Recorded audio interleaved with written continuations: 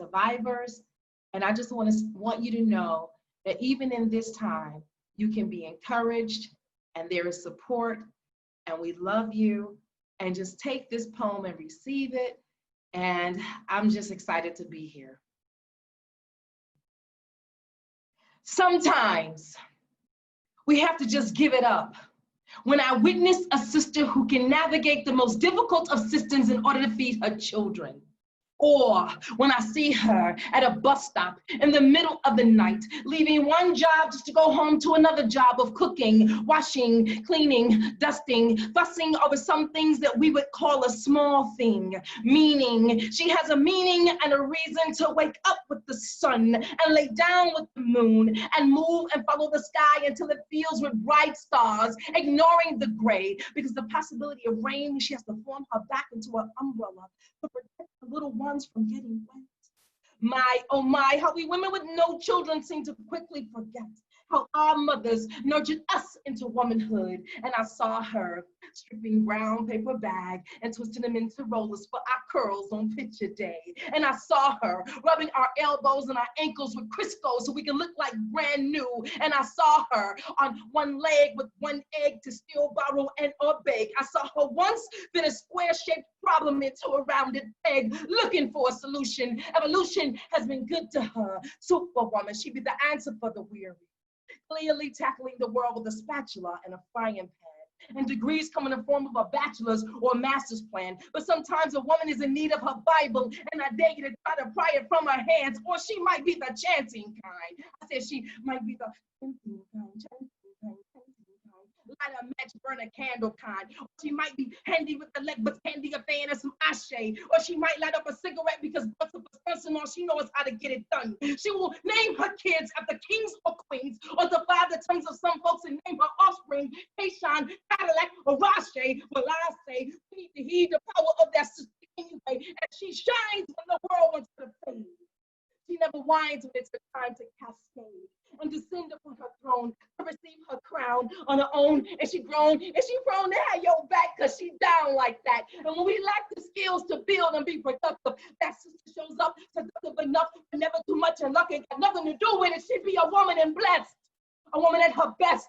She won't stop to rest and she wears her armor on her chest. So don't worry because the work is already done. The fight is already won.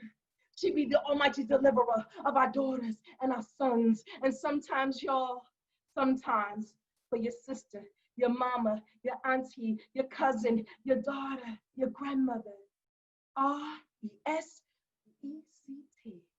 we have to just give it up.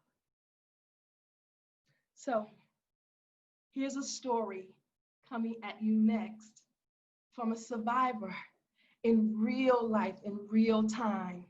And thanks to Kym Worthy, we got her some justice. Thank you. I was abducted and taken into an abandoned building and held until the next day and assaulted and choked, threatened that I wouldn't live. And the next day, I was able to talk the person out of taking my life. The impact of the assault and abduction resulted in my having some mental health issues, being afraid to come out at night, being afraid for people to walk behind me, overreacting to things, my moods, just basically a person that I've never met. That's who I had become, somebody I didn't know. And the person I did know, I want to say that she is in that building somewhere. When they lost contact with me after the initial contact, I lost a little hope, and I was just trying to go on with life as best as I could.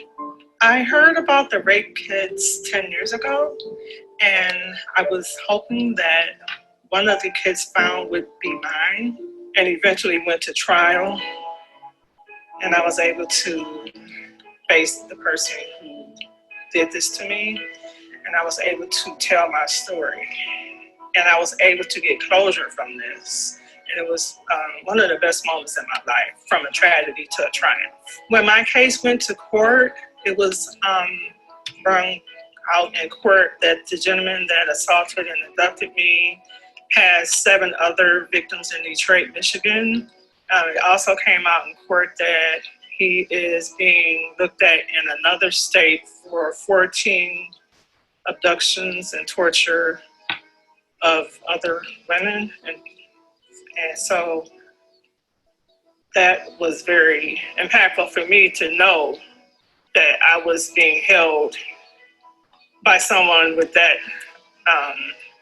capability of being so harmful to such a mass amount of people, a serial predator, sexual predator.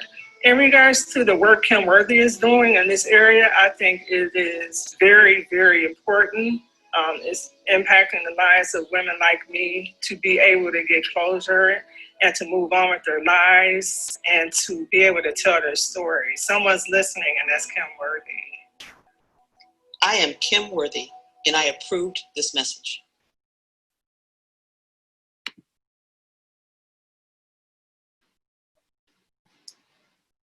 Ashe, ashe.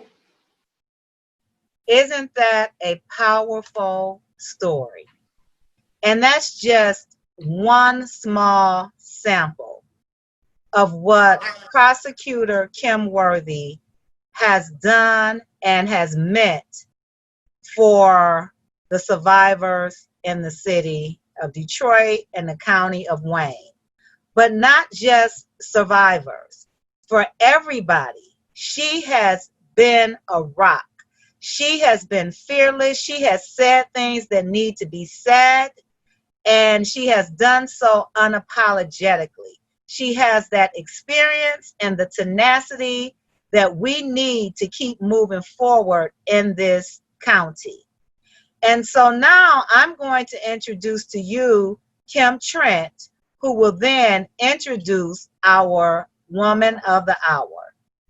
Kim Trent serves as Deputy Director for Prosperity for the State of Michigan's Labor and Economic Opportunity.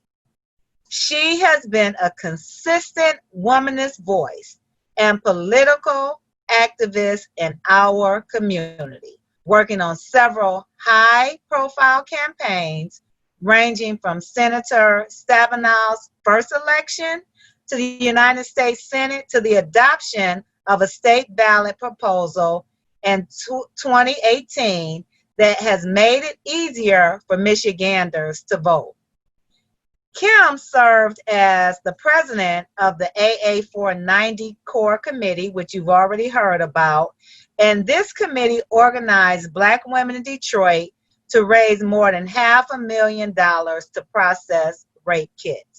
It is my pleasure and honor to introduce my friend of a whole lot of years, Kim Trent. Thank you, Larminder. It is true, we go way back to the alto section at the in the gospel choir at Cass Tech High School. So proudly Cass Tech High School. So it is my pleasure. And we share another affiliation, which I think I share with a lot of the people who were in this meeting, and I'm proud to share that with you. And I thank you all for joining, as does our prosecutor, also shares that very illustrious affiliation that we all share. So I just want to take a moment to talk about our prosecutor because we're so very, very proud of her. I was thinking about my son. My son is 12 years old, and we've been riding. We live near downtown Detroit, so we live near the DeQuinder Cut. We live near the river walk, and we are off and on Belle Isle with our bikes. This year, my son is 12, so he wants to ride his bike by himself, and it's hard to let go. You know, when I was a kid, we rode our bikes. We were all over. In fact, my parents would say goodbye to us at the beginning of the day, and we wouldn't come back in till the street lights came on. Well, you know, times are different now. Now I think parents tend to keep a little closer guard on their children. And so my son is 12 and he's starting to feel himself. And he wants to ride his bike by himself. So we let him go out. You know, we kind of give him some parameters about where he can go. But I remember when I was about 12 years old, I grew up in Highland Park, Michigan. And when I was 12, I got on my bike and rode from my house in Highland Park to my uncle's house on Sussex in 7 Mile. And I was 12 by myself. And I really was, so my uncle, when I got there, my uncle was like, how'd you get here? I said, I rode my bike. He was like, with who? I said, by myself. So he was like, girl, are you crazy? You know, you can't do that. So then because I thought I was grown, then rode my bike from his house on Sussex in 7 Mile to my other uncle's house. And they lived on, I'm sorry, my uncle lived on Strathmore in 7 Mile. My other uncle lived on Sussex and Joy Road. So at the end of my day, I rode my bike from Highland Park to basically Greenfield and Joy Road. And when I think about my childhood, that's something I always think about. I always think about that day because that's the day where I really feel like I became independent. I felt so proud of myself that I was able to do that. It was so freeing. I felt so strong and brave. And when I was going through some of the kids, some of the cases of this terrible tragedy that happened to us here in the city of Detroit, one of them was about a 12 or 13-year-old girl who was riding her bike. And she was probably feeling that sense of adventure and fun and independence that I felt when I was a 12-year-old on a bicycle. But on her bike ride, a group of adult men pulled her off the bike and sexually assaulted her, gang raped her. And for years, she got no justice. Her kid sat on a shelf along with 11,340 other kids. There were a total of 11,341 kids that did not get processed for, in some cases, decades. Just think of how disrespectful that is to women. Think of the message that sends about the pain of sexual assault. And unfortunately, that's pain that I'm intimately aware of as a survivor, just like Kalima. Just like our prosecutor. When she discovered those kids, she was absolutely horrified. And I have to tell you, you all have to go back to 2009 and remember what life was like in 2009, Detroit. In 2009, the auto industry was on the brink of collapse. Our mayor had just left office. It was a very difficult time. The state was teetering on just collapse. It was a very difficult time in Michigan's history. So against that backdrop, this prosecutor found 11,341 rape kits that need to be processed. And there were people who told her, you just gotta look the other way because there's no way we're gonna come up with that money and it shouldn't even be a priority. And Kym Worthy said, absolutely not. We are going to process every kit. And guess what? She did. We are so proud of her because not only did she get those kits processed, because some people would have just stopped there. And by the way, you should know, there are places in this country where people found kits and destroyed them. There are places in this country where people found kits and to this day, they still have not been processed. She made sure every kit got processed. And some people would have stopped there. She is making sure that there is a thorough investigation so that the people who committed these crimes are held accountable. But she didn't even stop there. She wanted to make sure that this will never, ever, ever, ever happen again. And so she worked with our state legislature to make sure that there are time limits now so that if a rape kit is in the system, there is a 30-day limit that we have now for getting those kits processed. That's the law in the state of Michigan now. She is now a national leader on this issue. She's the star of a movie, as is Kalima, of a movie called I Am Evidence, a documentary that won the Emmy for Best Documentary. I'm talking about the national Emmy, not something, all due respect to the local Emmys. We're talking about New York City. She's the hero of that film. And it wasn't just on film. She's a hero in real life.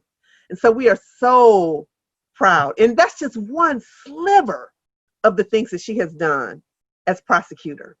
I know that there are people who are thinking that I'm just supporting her because of this issue, but it's not. It's experience. It's integrity. Everyone right now is talking about Black Lives Matter, and they do. and we all know, everybody in this meeting knows that Black Lives Matter.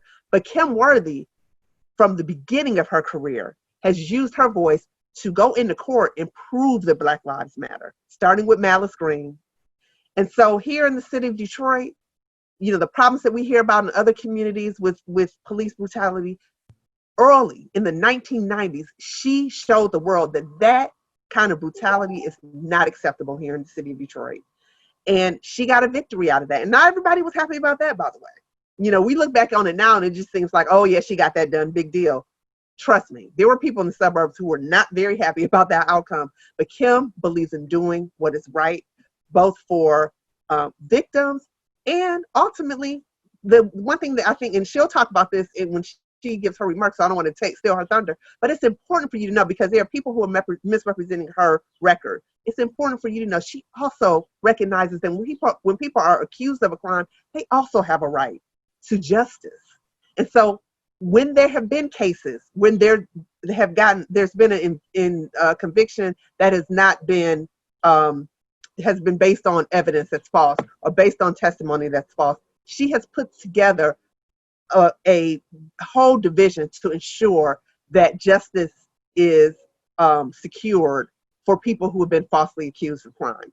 She recognizes that it is her duty not just to throw people in jail or to incarcerate people or to get people off the street. Her job is to work for the cause of justice. And so I am extraordinarily proud to welcome a woman with which I share a very powerful bond, as do a lot of people on this call. But even if we didn't have that bond, we have the bond of knowing we have a leader we can trust, we can count on, and who is going to do the right thing for us. And we need to do the right thing for her in August. Make sure that she will continue her work. Ladies and gentlemen, ladies, I think we're just ladies right now. If there's some proud gentlemen on, we're happy to see you. I can only see a few of them. We have one. He just showed himself. All right. I want to recognize our Wayne County Prosecutor, the great Kym Worthy. Thank you, thank you, thank you. I tell you, ladies and gentlemen, I am glad to be here. You don't know how hard it is to follow a Kym Trent introduction. It is difficult. You know how she is with the words, you know how she is with the power of what she says, and you know how she is with the gospel. Thank you so much, Larmender. Let me just start by thanking all of you who put this together. Jamila, Larmender, Camila, who I also share a bond with in that movie, Kym, of course, and DJ 2 times, as well as the host committee. And I'm gonna read this so I get it right. My friend, I pleasure Pam McLean. Of course, we have Marsha on the call, Alicia on the call, Faye on the call, and also Tanya, and thank you for organizing all of this fantastic event. You know, I get goosebumps every time I watch that video of Lisa and some others that we've done that you haven't seen yet. Wait to be just amazed at these powerful women who are allowing us to use their personal stories for change and share their lives in the most intimate of ways. And you've already talked, Kym, about how I'm a survivor, you're a survivor, Camilla's a survivor, and probably many others on this call as well. It was my absolute obligation to make sure that those rape kits were paid attention to, and every other issue that we deal with in the prosecutor's office. And I have to tell you that first let me say I want to thank everybody that donated, I don't want to forget, and took their time to join the call. I look forward to having this discussion, and before I get ahead of myself, let me just say I look forward to the discussion about my work, about the work of my team, about our collaborators, stories about our victims, justice for our defendants, our diversion programs, our restorative justice programs, our work with immigrants, our work with the LGBTQ community, and we'll be talking about some of that tonight, and also our work with our exonerees. I have a great team behind me. I have a great team in front of me, and so far on this call, it's been reminiscent of that day that many of us stood in front of that the Women's Association building that had its history of its own. Over 100 Black women organizations that came together to raise the funds that we talked about today. We would not be where we are today without all of you. And I get goosebumps when I see that video of Lisa. I get goosebumps every time I meet one of you. I get goosebumps every time I hear you speak about our efforts. And so thank you so much. And I won't say anything else because I know this is supposed to be a conversation and we're going to be talking about some of these issues. Thank you so much for doing this, all of you. I really appreciate it. Thank you, those who are on the call. Thank you, thank you, thank you. Thank you. So let's start this conversation, Prosecutor Worthy. And for those who joined the call a little later, I have some questions that I want to talk to her about. But if you have questions that you would like to ask, I ask that you put them in the chat and you send them to Jamila Jackson. Because as we have time at the end, we will answer as many questions as we can. So please use the chat feature and send your question to Jamila Jackson. So Prosecutor Worthy, since we've talked about the rape kits, I just want to start with this question, and then we can move past this because a lot of us are passionate about sexual assault and survivors. But there was a claim made by your opponent that you caused the backlog of untested rape kits. And I was glad to see that the Free Press, in its endorsement of you, called her out for this particular claim. Of course, as I mentioned, nearly all of the committee members that's hosting this tonight were a part of the AA 490. But can you briefly discuss this issue and talk about that claim that was made that you actually caused the backlog? I just don't know where it comes from. I honestly don't know. It's a head scratcher. I don't understand it. I don't want to spend time with any negativity, but I have to say, when you don't have a record of your own, I guess you want to distort others. I don't know. That's the only way I can even fathom a guess as to why that would be said. Many of you know the story. I'm going to be brief as we can because we spent some time talking about it. In August of 2009, I sent one of my assistants along with the Michigan State Police, who had recently taken over all the forensic evidence for the city of Detroit. And they wanted to know, rightfully so, where the evidence was that the Detroit Police Department had. That is when these kits were discovered. We didn't even know, and I've been around for a long time, didn't even know that Detroit was keeping evidence in this particular building that has since been torn down now, and rightfully so. He had some experience doing sexual assault, and so when he looked in that building as they were touring the facility, he saw what he estimated to be about 10,000 rape kits, and we now know how many there were. He immediately called me, and he said, "Boss, you're not going to believe what I just saw." And I could not repeat here. I'm not one who uses any kind of profanity. I'm a pretty straight-laced person, but I tell you, that day I could not believe that here we were again with yet another Detroit scandal. And I thought, wrongfully so at that time, that we were the only city in the nation that had this issue. And that was ignorant of me because I had no idea that anyone would do such a thing. Why would anybody stockpile rape kits? Why would anybody do that? Why would anybody throw people's lives away because that's what they were doing? That's how they were discovered. As Kym said, I vowed on that day that this will never happen again, that we would make sure that we did three things. Number one, test all the kits, even though Detroit was 4 years away from the largest municipal bankruptcy ever.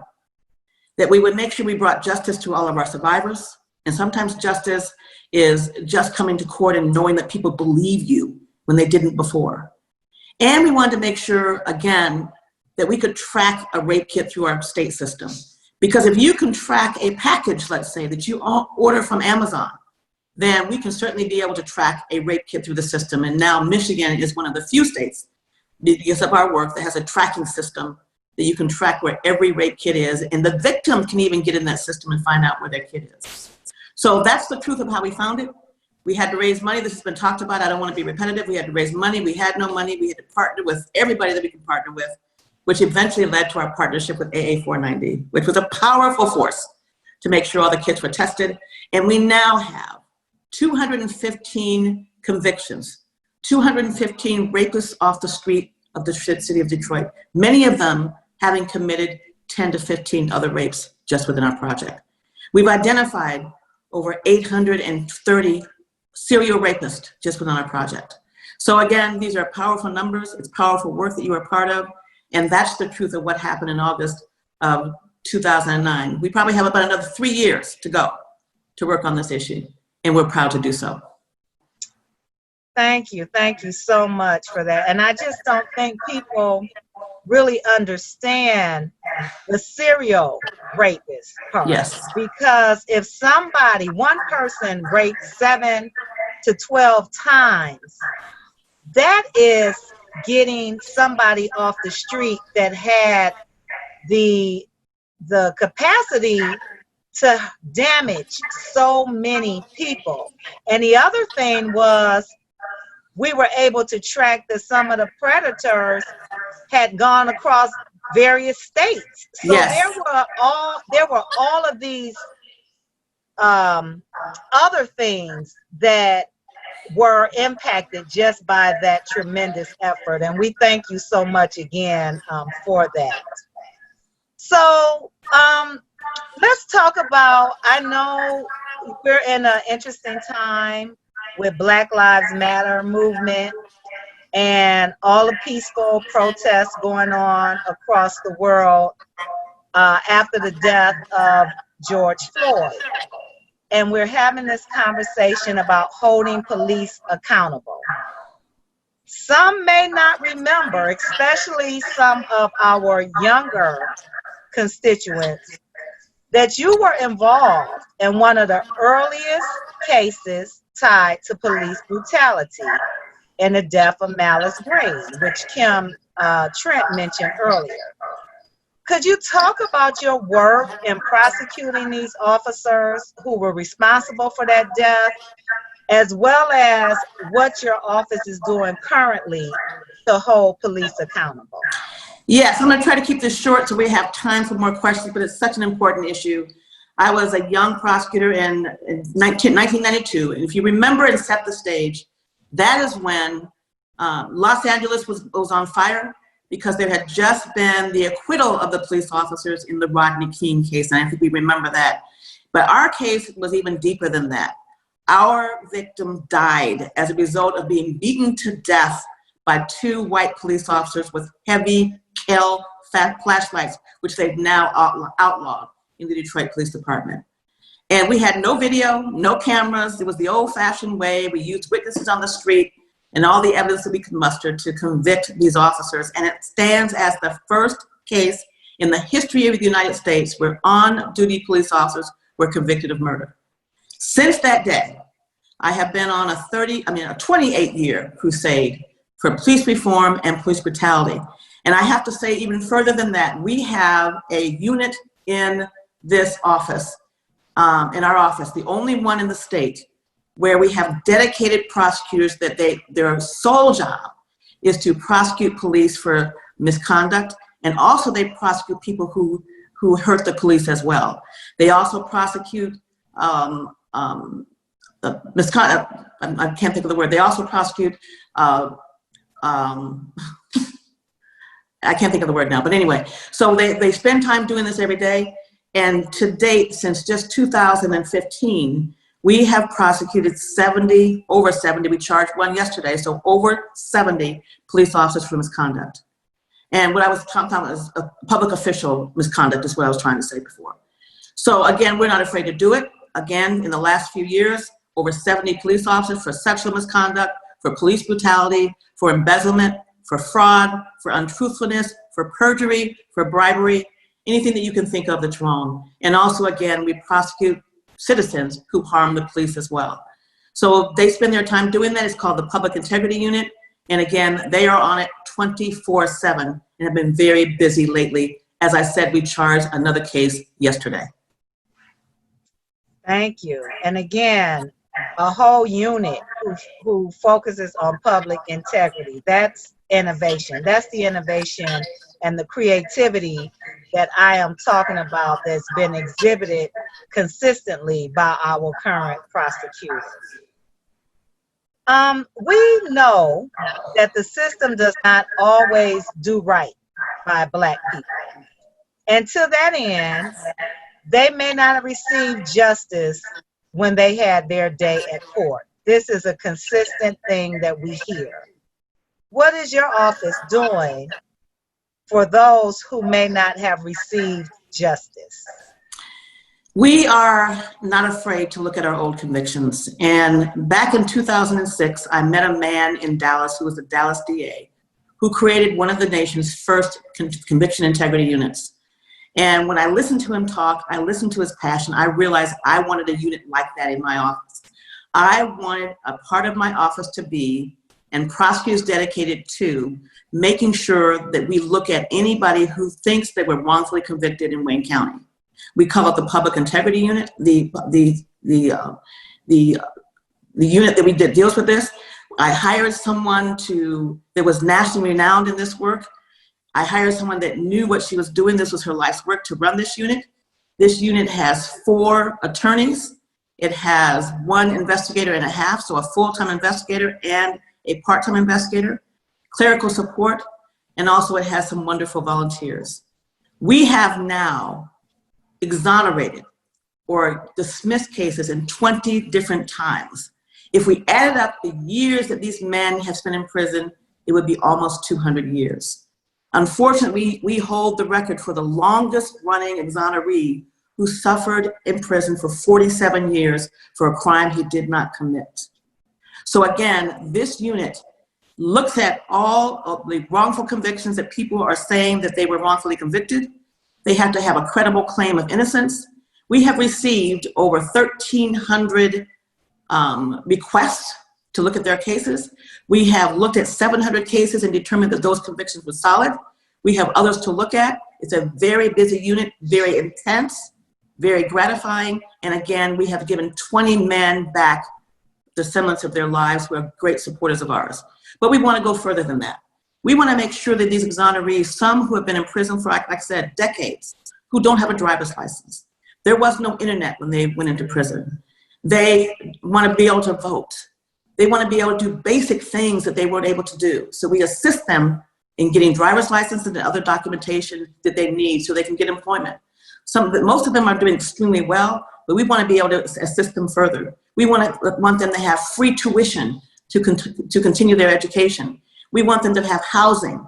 We want them to have transportation. We want them to have health care. We want them to have mental health services. So we're working with different agencies and partnering with them, and we'll be announcing that very soon. We were kind of derailed by COVID, but again, we not only want to exonerate the innocent, but we also want to make sure that they have services. It is not true, as you may have heard, that we have thousands of people in Wayne County and thousands of wrongful convictions.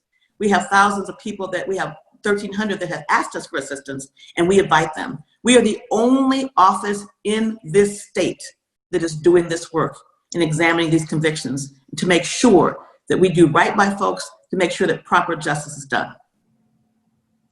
Thank you so much. Did you all hear that? The only office in the state at that level that's doing that work. So another claim that's been made by your opponent is that you've locked up more children than any other prosecutor, and that you've done nothing to impact juvenile lifers. Can you tell us a little bit about that and your thoughts about that? Another claim that I have no idea where it comes from, it's just patently untrue. So when the Supreme Court told all prosecutors in this country that they had to revisit cases for our juvenile lifers, juveniles that were convicted of life offenses when they were under the age of 18. And so we had, in the state of Michigan, we had, I think, 344. Wayne County had 144. We do, and it's important to note that we do almost 60% of all the trials in the state of Michigan. So we do more cases than the rest of the state combined here in Wayne County. So it's important to know that. So now we have done 95 of these cases. No one else can claim that in this state. We have 62, one was newly released lately, 62 have been released, and we're awaiting trials on the other ones that we have left. There have been only 2 people that will continue to spend the rest of their lives in prison, and that was a judicial determination. So we continue to work fast on these cases. The only reason we have any left is because we have to wait for the judge to give us the dates, and we have to wait for the defense attorneys to be ready. But again, we have done 95 of these cases.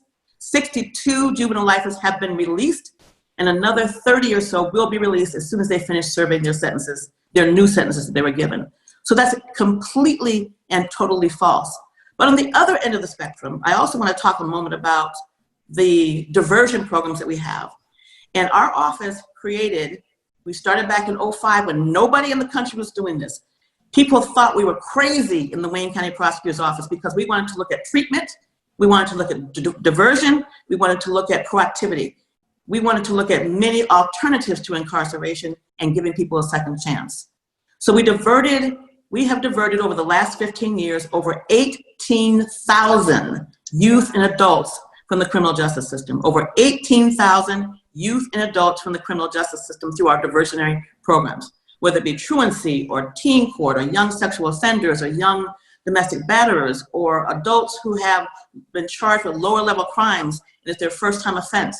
And they have to complete programming depending on what our service providers say. If they complete that programming both on the juvenile and the adult side, they will have no record. And actually we've diverted more than that, but the 18,048 people that we have diverted are the ones that have successfully completed our diversionary programs and now have no record, and did not spend any time in jail or prison. Over 18,000. I don't know any other prosecutor in this country that can make that claim. That is great. That is great. Awesome. Everything innovative, proactive, game changing. That's what I hear. That's what I'm hearing in everything that you've done and talked about today. And leading the way, people look to Wayne County Prosecutor's Office for ways to do things, and that in itself shows that we are on the right track and we need to continue on this track. So Jamila, do we have any questions from our audience at this time? Going through our questions, I think, the conversation was very good and we came very prepared. So a lot of the questions that people asked in the beginning, you all covered it. But the main question that, of course, is going to strike with me, and no, I did not ask the question. This comes from our audience member, Doreen Odom. She asked, my children are millennials. And yes, they're talking about the young lady with limited experience as your opponent. What can we do or say to encourage them to look at your experience and value opposed to we need someone else? I have run this campaign on my record, and nobody that with just 6 years of experience that have done only 15 cases in their 16 years of experience in the criminal side of things would be experienced enough to run this office. This is one of the biggest offices in the country. It is the least resourced office in the country. We do more cases per prosecutor than any place else in the country. We are the largest in the state. We do, like I said, set the tone. And despite all of our challenges, despite the challenges of being improperly resourced, but it has cost us not to sit on our laurels. But what we do is we've been very, very aggressive about seeking grant funding, and we receive anywhere from $12 to $14 million worth of grants every year. They know me. I have developed this time into developing these relationships with not only federal partners, but state partners and local partners. And let me just tell you, in this business, relationships are everything. Yeah. So when they know you, and they know that you have honesty and integrity, they know that you have experience, they know that as a prosecutor you did thousands of cases, they know that you were a circuit court judge for 9 years, and you presided over thousands of cases. They know that you've been the prosecutor for well over a decade, and you know what you're doing. And it carries weight when you are able to tell people, yes, we innovated these programs. People across the country look to us for these examples, not only in the rape kits, but our conviction integrity unit has also been nationally recognized. People have borrowed the ideas for our diversion programs. And so we are known in the Wayne County Prosecutor's Office as innovators, as people who will scrap and fight for justice for our victims, for people who will scrap and fight for due process for our defendants, people who know that we have diverted over 18,000 people out of the criminal justice system, people that know our reputation, not just mine personally, but others who work in my office as well. This is not a job for on-the-job training and inexperience, especially in these times of COVID, especially in these times when Wayne County is projecting there to be a $150 to $180 million deficit because of COVID. We all know in the jobs that we do, businesses are suffering, the government is suffering, state has furloughed people, the county has laid people off, and you're going to need someone with those relationships and that experience to be able to pull in the dollars to not only continue the programming that you're doing, to not only continue to do justice for victims, to not only continue to make sure you're diverting people out of the system, but also to continue doing some of the other programs that we have at work that we still want to do. Our wraparound services, our community court. We want to have a 24-hour night court so people who work during the day can come to court and have their say. So we want to work with disparities in our jury pools. So there's a number of things that we have in place that we want to continue to do. And you have to have someone at the helm in this job who has not only done it themselves, not just talk about it, but has done it, but also has the experience to carry it off. Wow.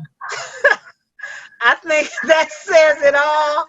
I mean, I'm not trying, and this tickles me because I think you said 15 cases she's tried.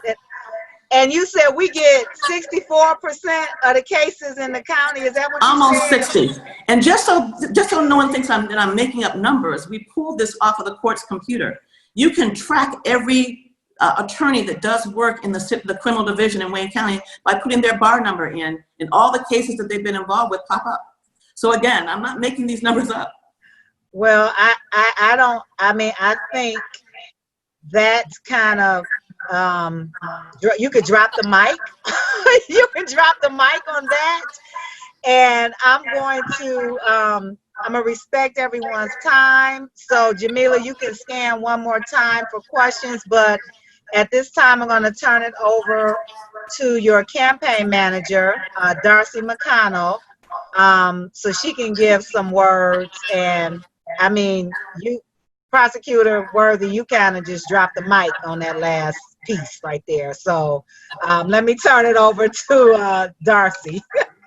Good evening, everyone. I just want to say thanks for everyone being here. And really, there's not a lot left to say, except that I hope that we can count on your support for the prosecutor in a re-election bid.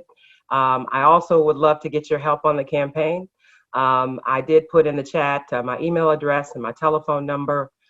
We would love it if you could continue to share her post on social media because you have your own audiences, and so they need to learn more about Prosecutor Worthy.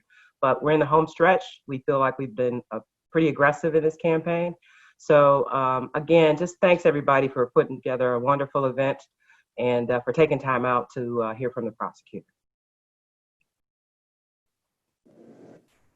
So if you want to donate additional funds, or you know people who still want to donate, please direct them to the website www.kymworthy.com. And let me just take a moment to thank each of you for coming this evening to this very important conversation today, to hear from our current prosecutor, Kym Worthy, as she is in her re-election bid. We need her experience. We need her innovation. And we need her boldness. And I'm going to be real petty. We need somebody who has tried more than 15 cases. I'm sorry. We need somebody who has tried more than 15 cases. You've heard some amazing things. 830 serial rapists off the streets. 70 police officers convicted for misconduct. 20 cases dismissed because of they were wrongly accused. 62 juveniles released. 18,000 people diverted because of the diversion programs. And 28 years, for 28 years, Prosecutor Worthy has been on this crusade. And so let's do everything that we can do to keep her in office. I'd like to thank my fellow planning committee members for your time in this effort. Kalima for your spoken word. Two-time DJ for the music at the beginning to set the tone. And please, everyone, please continue to be safe and make sure that you make your way to the polls or mail in your absentee ballots for August 4th and November 3rd. We have some important things on the ballot, and we need to make sure that we get ourselves so we can align ourselves with candidates who align themselves with our values. So have a great evening, everyone. Thank you all so much for coming out, and we'll see you soon, hopefully physically, and I'll give you an elbow bump because we won't be hugging for a long time. So thank you all, and good night. Thank you, everybody.